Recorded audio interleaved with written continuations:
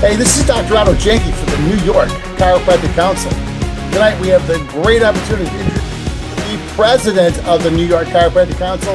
Our guest tonight is Dr. Gregg Rubinstein here with you. Thanks for having me on, Otto. This is great to chat. Absolutely. First of all, Greg, where did you go to school? I graduated from the New York Chiropractic College back when it was still NYCC in December of 1991. Back when they were still NYCC. Oh, the days. Oh, the days. Why'd you choose them? Something, I didn't really know too much difference between chiropractic colleges, and I just really, been a family guy, and I wanted to be relatively close to home and be able to, really just visit my family when I wanted to. I did look at Life West. And to me, the commute and getting back, my parents were both teachers. It wasn't like, oh yeah, we'll fly you back for every holiday. So I think really, my parents definitely influenced that decision. And no one really told me that there was a difference between schools or like that, oh, if you go here, you're going to get this or that.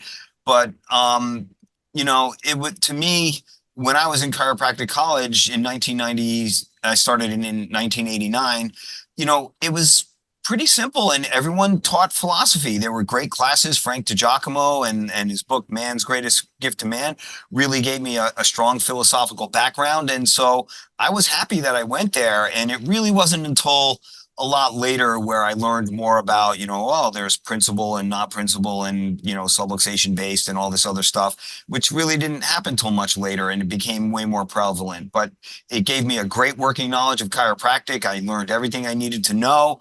And then the rest of it, I got from Green Books. Reggie, when he was off campus, I got to see him.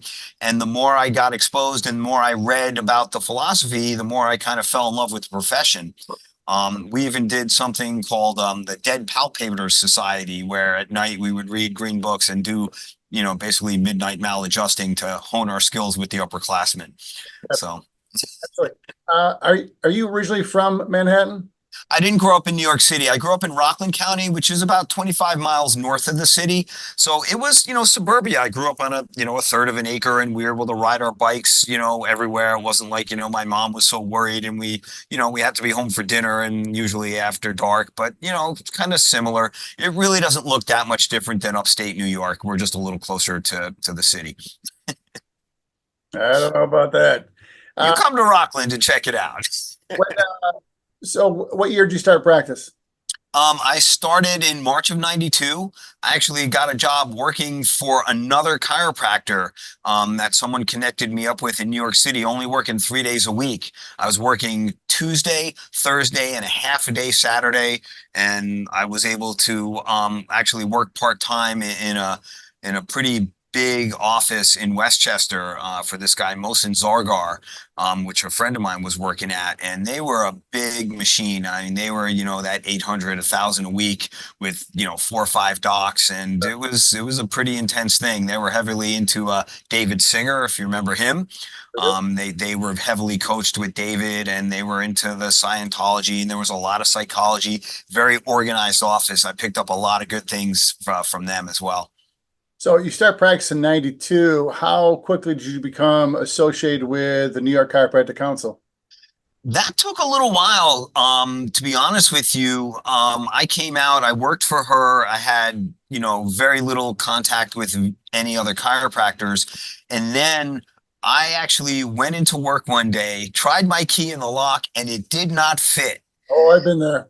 And I was like, what? And, I even walked back to the elevator to see if I got out on the right floor, even though my name was on the door. It was kind of weird. But, she didn't need me anymore, and probably was a smart thing, because I would have went through, and tried to take every patient I could.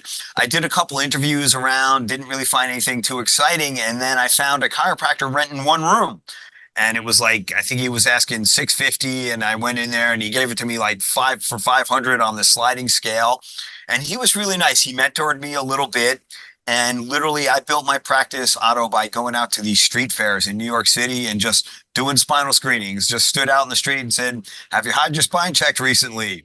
And if they said yes, I'm like, how did it go? And if they said no, I'm like, well, we're doing spinal screenings today. Would you like to have it done? It only takes a minute and it doesn't hurt at all. And, I would go out there and probably get 17 people to book an appointment, and probably 8 or 9 of them showed up. And usually 5 or 6, 7 stayed for care, and all of a sudden I was on the map. Yep. So how'd you come into contact with the New York Chiropractic Council? So that was pretty interesting. I was in a lot of insurance networks when I first started, Yep. and thought the insurance was the way to go because that's what I saw. That first job was heavily insurance based. It was all theater and dance related injuries, so we were very much, into that rehab stuff. But it was funny. She let me do my lay lectures and everything, and then after I was out, probably about 7 or 8 years, I got something triggered a pretty heavy audit, and they were asking for like tons of records and all these different things.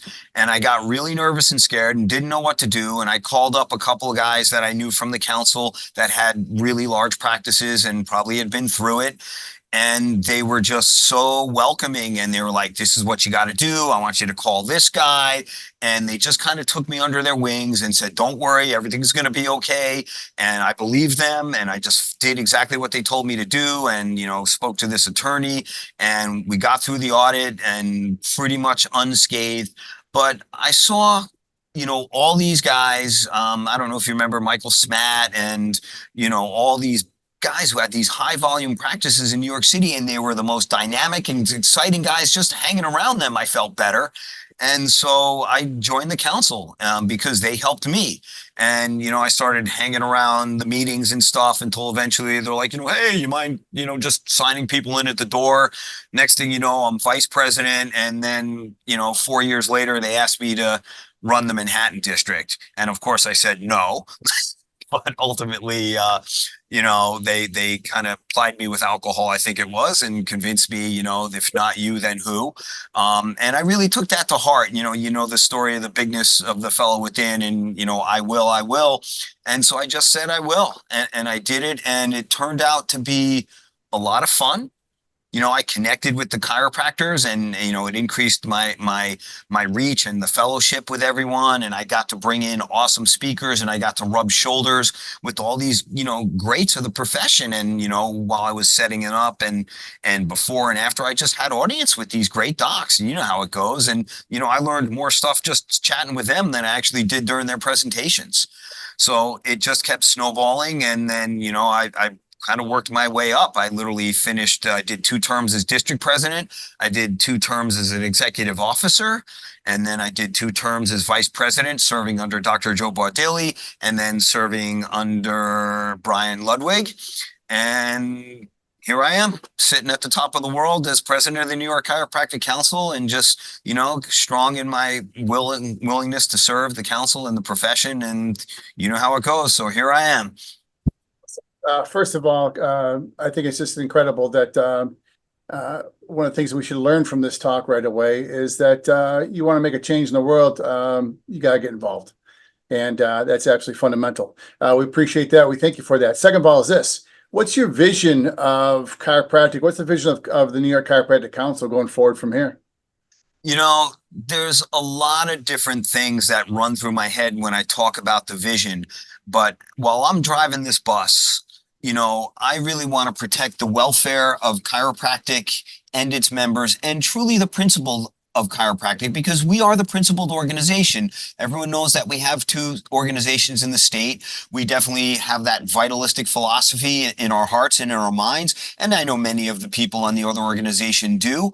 But we really need to protect subluxation-based chiropractic and be able to protect our ability to take x-rays, to protect the ability to see asymptomatic patients. And all these things I take very seriously. And I see a lot of that being marginalized in the profession. And, the New York Chiropractic Council is that voice, and we have that opportunity.